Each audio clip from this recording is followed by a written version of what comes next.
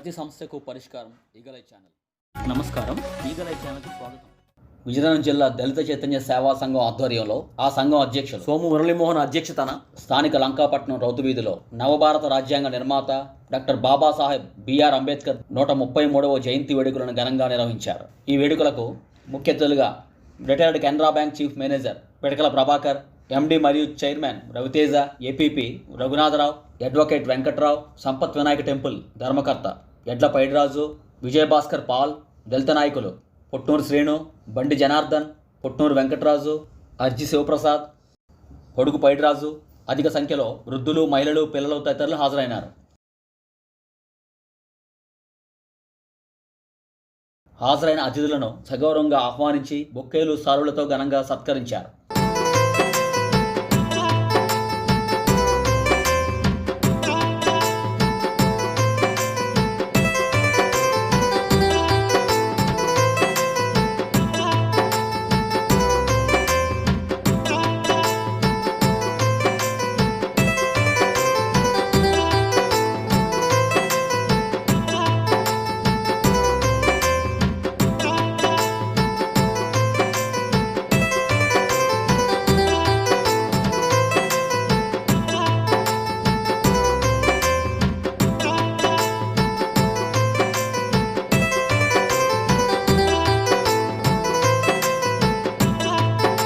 తదుపరి హాజరైన అతిథులు అంబేద్కర్ విగ్రహానికి పూలమాలలు వేసి నివాళులు అర్పించారు.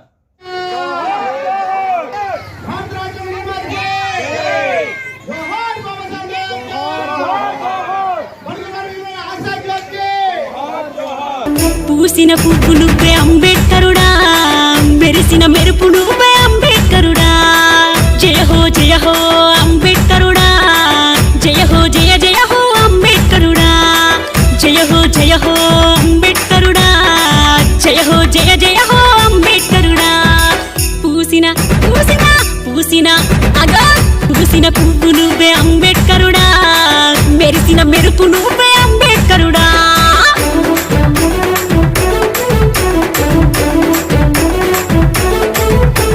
జై అంబేద్కరా, జై భీమ్రావ్ అంబేద్కరా.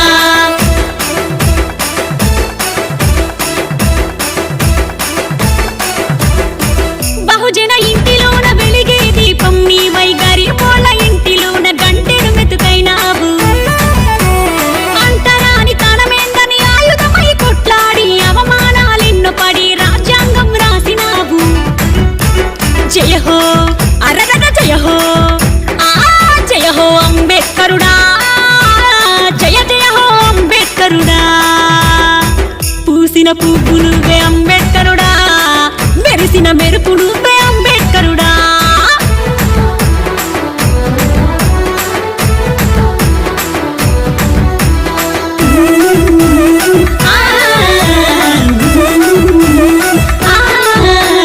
కులమాని సత్యమే పోవాలని అన్నవు, నీ ధ్యేయం నీ లక్ష్యం మరువము అంబేద్కరా.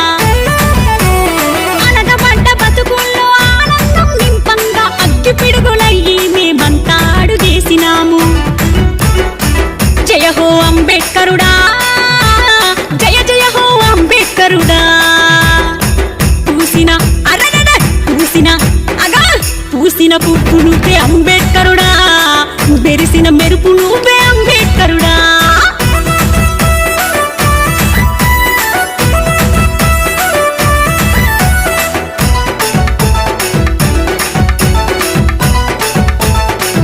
అనంతరం అతిథుల చేతుల మీదుగా వృద్ధులకు, మహిళలకు బియ్యం ప్యాకెట్లను, దుప్పట్లను మరియు పిల్లలకు పుస్తకాలను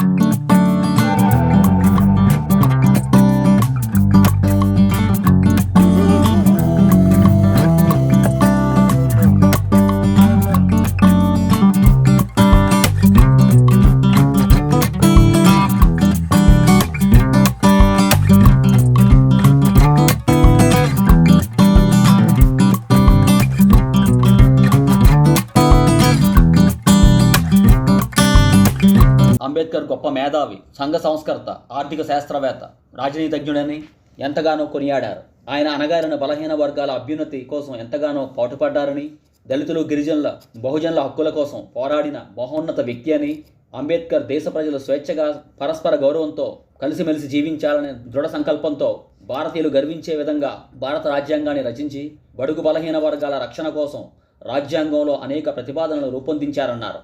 ఆయన స్ఫూర్తిని, త్యాగనిరతిని నేటి తరం యువత ఆదర్శంగా తీసుకొని దేశ ప్రగతికి పాటుపడాలని తెలిపారు. అంబేద్కర్ చెప్పినట్లు ప్రతి ఒక్కరూ చదువుకోవాలని, ఉన్నత పదవులు పొంది దేశాభివృద్ధికి పాటుపడాలని ఆకాంక్షించారు. ఇంతటి మహోన్నతమైన కార్యక్రమాన్ని నిర్వహించిన సోము మురళీమోహన్ను అందరూ అభినందించారు. ఈ సందర్భంగా సోము మురళీమోహన్ మీడియాతో మాట్లాడుతూ, ఈరోజు ప్రపంచ మేధావి, భారత రాజ్యాంగ నిర్మాత డాక్టర్ బిఆర్ అంబేద్కర్ గారు 133వ జయంతి కార్యక్రమం ప్రపంచం మొత్తం ఈరోజు ఒక ఉత్సవంలాగా, పండగలాగా జరుపుకుంటున్నారు. నిజంగా ఇది చాలా పవిత్రమైన రోజు ఆ మహానుభావుడిది.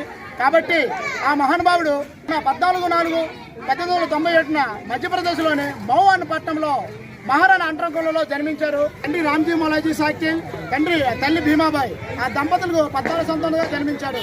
ఆ మహానుభావుడు మన ప్రాథమిక పాఠశాలలో తాగడానికి మంచినీళ్ళు ఇచ్చేవారు కాదు, బ్లాక్ బోర్డు తాకినిచ్చేవారు కాదు, కూర్చోడానికి కుర్చీ ఇచ్చేవారు కాదు. కానీ మహానుభావుడు అదని పట్టించుకోకుండా తన చదువును మాత్రం కొనసాగించేవారు.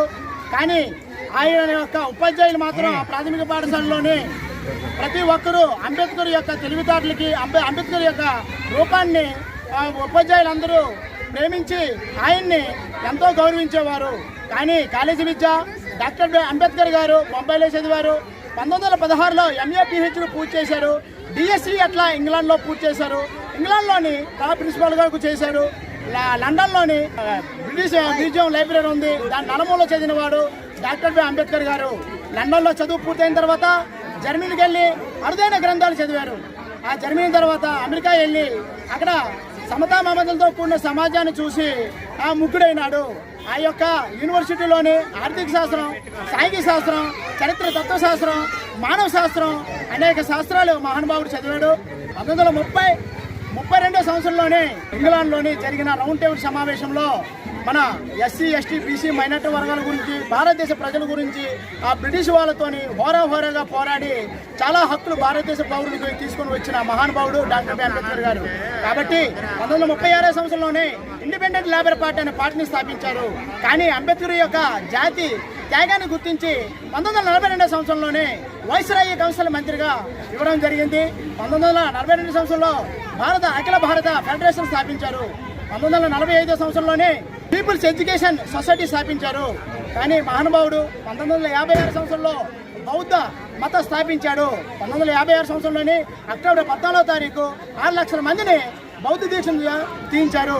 కానీ అంబేద్కర్ గారు మహత్ అనే రాష్ట్రంలోని మంచినీళ్ళు పోరాటం చేశారు, సంస్కృత దహనం చేశారు, నాసిక్ కేదారంలోని దేవాలయ ప్రవేశం సత్యాగ్రహం చేశాడు. ఈ మహానుభావుడు స్త్రీల గురించి సమాన హక్కు ఉండాలని భారతదేశం మొత్తం ఈరోజు బాబాసాహెబ్ అంబేద్కర్ యొక్క 137 జయంతి కార్యక్రమం చేస్తున్నారు. కాబట్టి ఈ యొక్క జయంతి కార్యక్రమం నాడు ఎన్నో దేశాలు తిరిగి అక్కడ 7 దేశాలు రాజ్యాంగం చదివి మన దేశంలో 2 సంవత్సరాల 11 నెలల 18 రోజులు తన భార్య బిడ్డలు కోల్పోయి, తన ప్రాణాలు కోల్పోయి, తన ఆరోగ్యాన్ని కోల్పోయి మహానుభావుడు మన దేశాన్ని రాజ్యాంగం అనే గ్రంథాన్ని అందించడం జరిగింది. ఈరోజు ఆ గ్రంథం అందుబట్టే దేశంలోని ప్రధానమంత్రులు, ముఖ్యమంత్రులు, ఎమ్మెల్యేలు, ఎంపీలు, మినిస్టర్లు, కలెక్టర్లు, ఎస్పీలు ఈరోజు అడ్మినిస్ట్రేషన్ చేస్తున్నారంటే బాబాసాహెబ్ అంబేద్కర్ రాసిన రాజ్యాంగమే. ఆ రాజ్యాంగం అనేది నవంబర్ 26వ తారీఖు 1949లోనే భారతదేశానికి ఇవ్వడం జరిగింది. ఆ రోజే రాజ్యాంగ దినోత్సవంగా ప్రకటించారు. కాబట్టి ఆ మహానుభావుడు స్త్రీల గురించి సమాన హక్కు ఉండాలని, స్త్రీలు చదువుకోవాలని, స్త్రీలకు సమాన గౌరవం ఇవ్వాలని ఆ మహానుభావుడు చేశాడు. కార్మికులకు సమాన వేతనాలు ఉండాలని, విద్య, వైద్య, ఉపాధి కలిగి ఉండాలని, మానదాన ప్రాణ రక్షణ చట్టాలు కలిగి ఉండాలని రాజ్యాంగంలో పొందుపరిచాడు. కాబట్టి అలాంటి మహానుభావుడికి మన భారతదేశంలోని 1వ తరగతి నుండి PhD వరకు పాఠ్యాంశంగా పెట్టాలని కోరుకుంటున్నాము. కరెన్సీ నోటు మీద కూడా అంబేద్కర్ యొక్క ఫోటోను ముద్రించాలని కోరుకుంటున్నాము.